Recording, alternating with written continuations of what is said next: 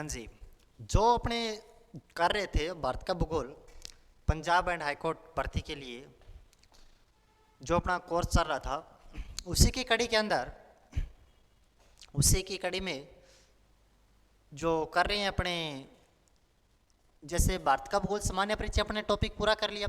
और मैंने आपको कहा था तैयारी हमेशा थ्योरी पढ़ने से नहीं होती, तैयारी हमेशा थ्योरी पढ़ने से नहीं होती। तैयारी के लिए अपने को क्या करना पड़ेगा, तैयारी करने के लिए अपने को थ्योरी के साथ में जैसे ही टॉपिक कंप्लीट हो जाता है, जैसे ही टॉपिक कंप्लीट हो गया उसके बाद उसका एमसीक्यू करो। पुराने पेपर में प्रीवियस एग्जाम में कैसे प्रश्न पूछेंगे वो वैसे प्रश्न करो, उसके एमसीक्यू निकालो। जितना ज़्यादा एमसीक्यू हो सकता है उतना ज़्यादा एमसीक्यू निकालो, प्रैक्टिस सेट निकालो उसका। तो मैंने कहा भी था आपको, जैसा टॉपिक कंप्लीट होगा, जैसे ही टॉपिक कंप्लीट होता है उसी के बाद में अपना नया टॉपिक आ जाएगा। और नया टॉपिक आ जाएगा उससे पहले पिछले टॉपिक के एमसीक्यू निकाल देंगे। जैसे पिछला टॉपिक किया था अपने के कौन सा, मैं बता देता हूं आपको।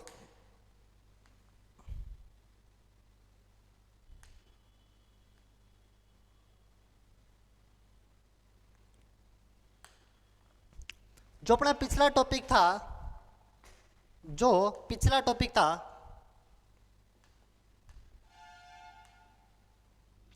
वो था सामान्य परिचय। सामान्य परिचय, भारत का भूगोल का सामान्य परिचय कंप्लीट किया था। उसी भारत के भूगोल के सामान्य परिचय के अपने एमसीक्यू कर रहे हैं अभी। तो देखना, सबसे पहला प्रश्न बहुत अच्छे से करेंगे। सबसे पहला प्रश्न, भारत की मुख्य भूमि की दक्षिणी सीमा है, यानी कि भारत की जो मेन बाउंड्री है, इस प्रकार भारत की जो मेन बाउंड्री पड़ती है, इस प्रकार जो भारत की मेन बाउंड्री यहां पे, इस भारत की मेन बाउंड्री की जो दक्षिणी सीमा पड़ती है, ये सीमा भारत की मेन बाउंड्री की जो दक्षिणी सीमा पड़ती है, वो दक्षिणी सीमा पूछ रहा है कहां से शुरू होती है। मैंने आपको जब सबसे पहली क्लास थी उसी के अंदर बताया था 8 degree 4 minute, 37 degree 6 minute, 68 degree 7 minute, 97 degree 25 minute. बहुत अच्छे से आपको मैंने इसको डिस्क्राइब किया था, बहुत अच्छे से आपको मैंने बताया भी होगा। अच्छा, तो मैंने अब राज्य भी बताए थे आपको, जब डायग्राम बनाया था तो बहुत अच्छा राज्य भी करवाया था। तो ऊपर ही ऊपर लद्दाख, नीचे तमिलनाडु, गुजरात और यहाँ पे अरुणाचल प्रदेश। तैयारी करने का मजा तभी आता है, तैयारी करने का मजा तभी आता है जब टॉपिक के साथ साथ उसके एमसीक्यू साथ निकले। जब टॉपिक के साथ साथ उसके एमसीक्यू भी साथ निकले तभी पता लगेगा भी हाँ हमने जो पढ़ा क्या रियल में सही पढ़ा, क्या पीछे एग्जाम में प्रश्न ऐसे आ रहे हैं। आपको क्या पता, मैं कैसे भी पढ़ा के चला जाता हूं, आपको पता थोड़ी ना लगेगा। इसलिए जो भी टॉपिक किया जा रहा है उसका एमसीक्यू भी निकालो, जल्दी से जितने ज्यादा एमसीक्यू हो सके उतने ज्यादा उसका एमसीक्यू निकालो। आपको तैयारी करने का पता भी तभी चलता है जब ज्यादा से ज्यादा अपने क्या निकालते हैं, उसके एमसीक्यू निकालते हैं। हाँ जी, मुख्य भूमि का जो दक्षिणी पॉइंट पड़ता है उसे 8 डिग्री 4 मिनट पड़ता है।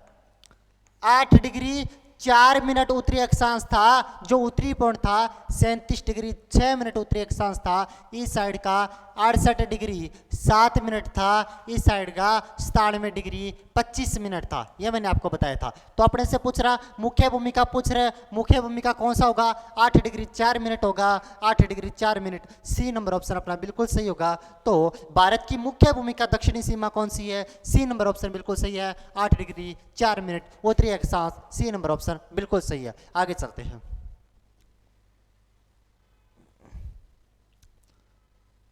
दूसरा प्रश्न,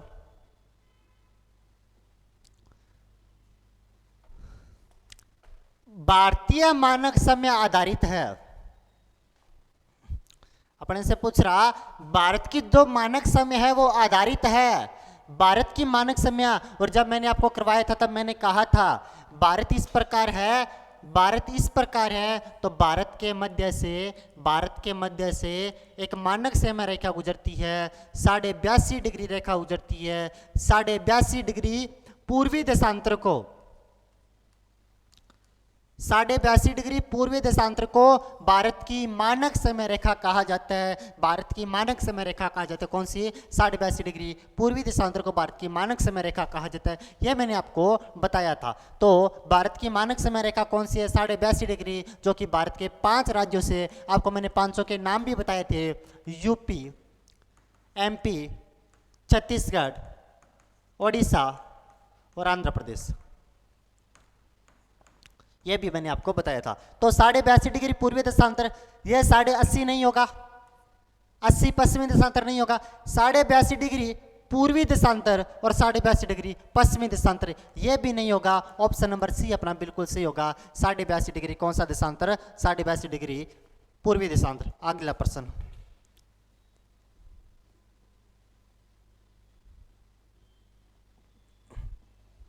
Indian standard time of Greenwich time में कितना अंतर है? जब मैंने आपको भारत का मानक समय रेखा करवाया था तब मैंने कहा था बिल्कुल जो मध्य से गुजरता है ग्लोब के उसे 0 डिग्री देशांतर यानी से ग्रीनविच रेखा भी कहा जाता है। कौन सी रेखा? ग्रीनविच रेखा भी कहा जाता है। यह मैंने आपको बताया था। ठीक है।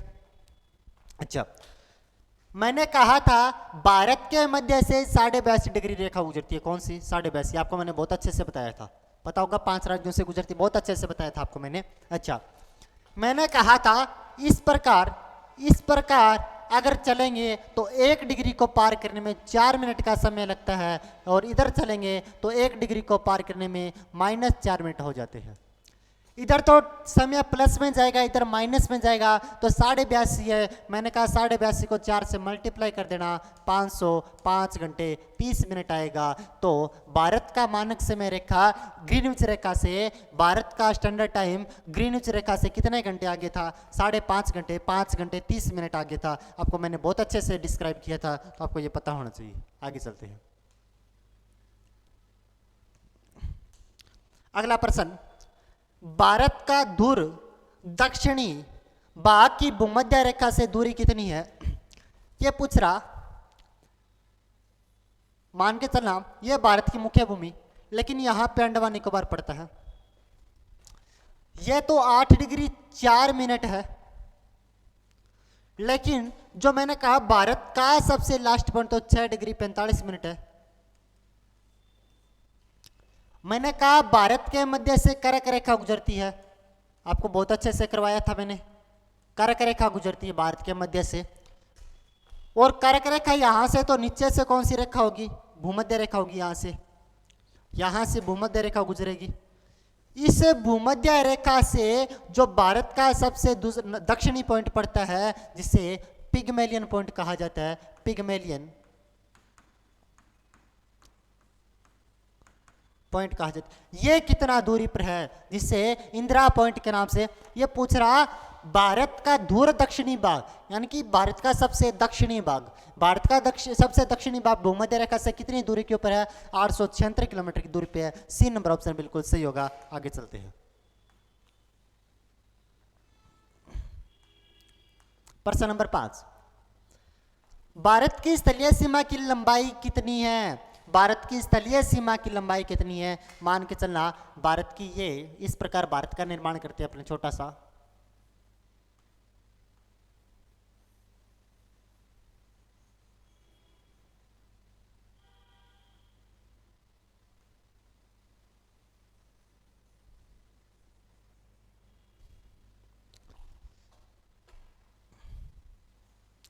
ये भारत बना दिया।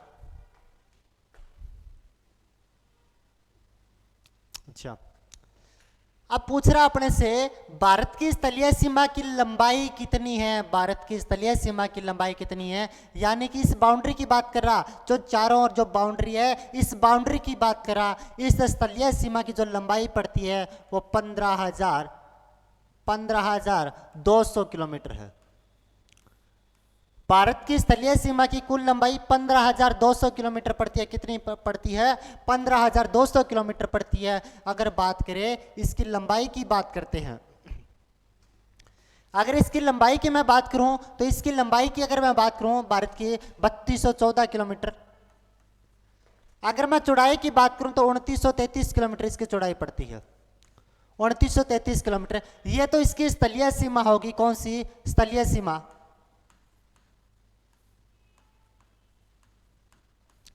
अगर इसके मैं जलीय सीमा की बात करूं, जलीय सीमा जो 7516.6 किलोमीटर पड़ती है, जलीय सीमा 7516.6 किलोमीटर पड़ती है। ये आपको बेसिक सा पता होना चाहिए। और टोटल आपको मैंने बताई दी, ये आपको थोड़ा सा बेसिक सा पता होना चाहिए। ठीक है, ओके।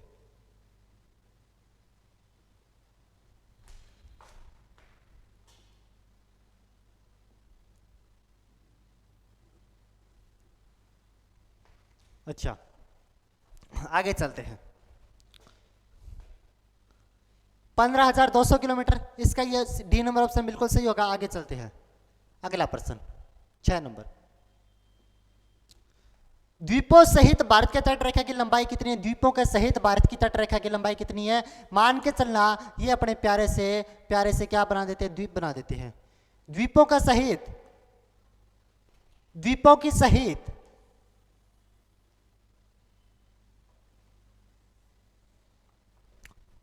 द्वीपों के सहित भारत की, ये यहाँ पे क्या पड़ता है? लक्षद्वीप, यहाँ पे अंडमान निकोबार।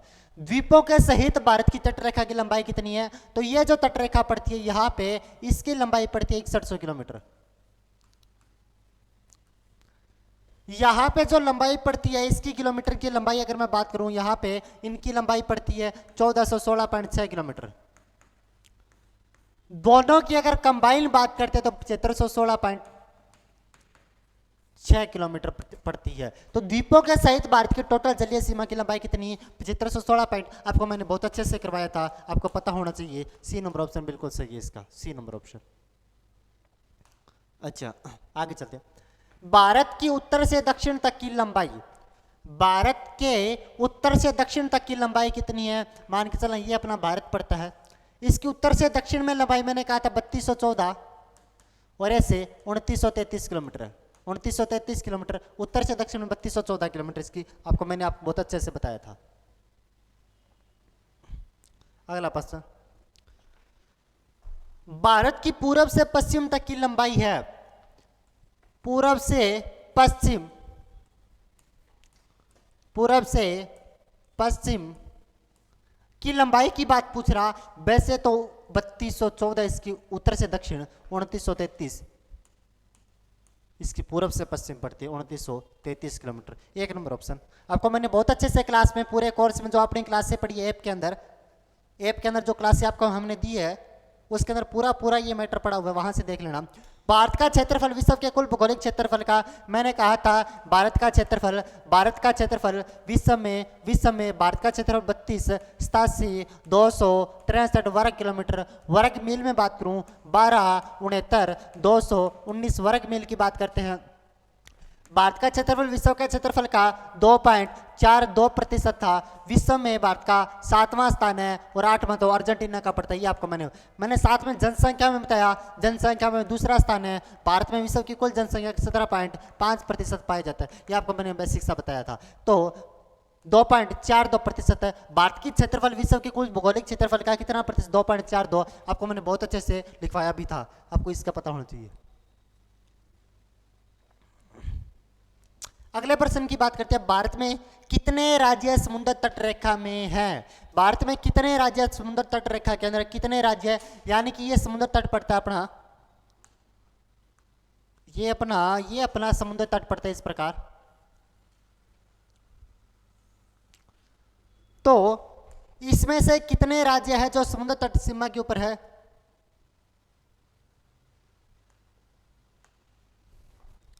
मान के चलना ये इस प्रकार पड़ता है।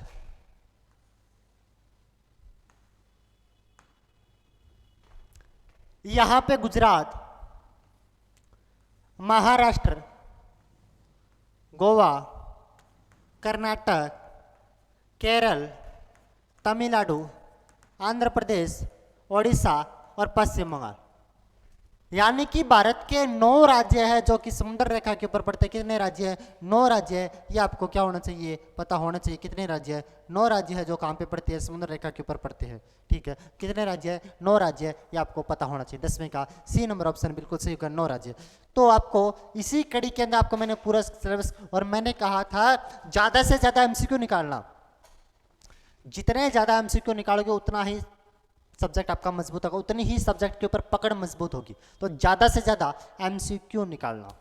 ठीक है, तो अपने आगे ऐप के अंदर आपको सारी क्लासें मिल जाएगी। वहाँ से पंजाब हाई कोर्ट की बहुत अच्छी तैयारी करवा रहे हैं, बहुत अच्छा सिलेबस रिकॉर्ड किया जा रहा है, बहुत अच्छा कंटेंट आपको मिलेगा। तो जल्दी से जाके और जो एप्लीकेशन है वहाँ से प्राप्त कर लेना, सब कुछ आपको मिल जाएगा। बाकी मिलती है अपने कल। Thank you.